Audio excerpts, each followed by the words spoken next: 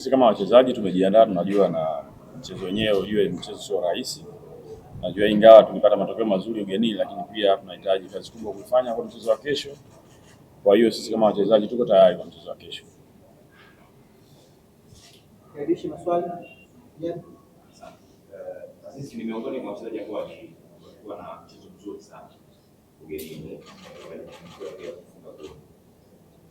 Binafsi yako leo ulipoona ama umeonaje alipocheza ushindani wao, kwa sababu kocha wao amesema kwamba mechi ile kwanza kwa sababu wachezaji wao wengi walikuwa hawana uzoefu mkubwa kwenye mashindano. Ni mchezo ule ndio kubadilika hapa. Leo alipocheza kule ulipoona na hapa. Unajua mpira bana, mchezo ambao wa wazi. Kama unaangalia kipindi cha pili pia kuna namna pia wanao walikuwa wanakuja upande wetu. Kwa hiyo kama sisi timu tunajua washikaji watakuja vizuri kwenye mechi ya kesho, na nadhani pia watakuwa hawana cha kupoteza. Kwa hiyo watakuja kwa nguvu kubwa, na sisi pia inabidi tuchukue tahadhari sana kwa mchezo wa kesho. Swali hili kwa jinsi kabla ya kuruhusu kwenda kupumzika.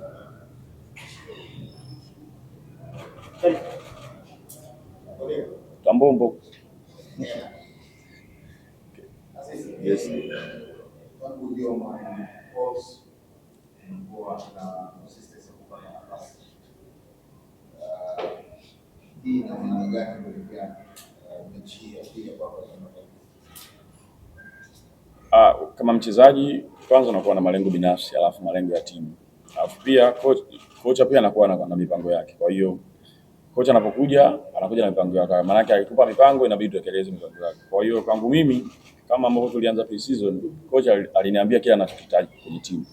Na mimi kama mchezaji pia aliniambia majukumu yangu kwenye timu. Kwa hiyo mimi ninachofanya nafanya kile ambacho mwalimu anatakiwa ananiambia mimi nifanye. Na ndio maana naona kama mara nyingi ananipa nafasi kwa sababu nafuata kile ambacho anataka nifanye. Kwa hiyo kwa mchezo wa kesho pia kama atanipa nafasi nitafanya vile vile anavyotaka nifanye. Yes, swali la mwisho. Sisi tupigie kidogo kampeni ya mchezaji aliyoikoja na pia kumwambia mashabiki.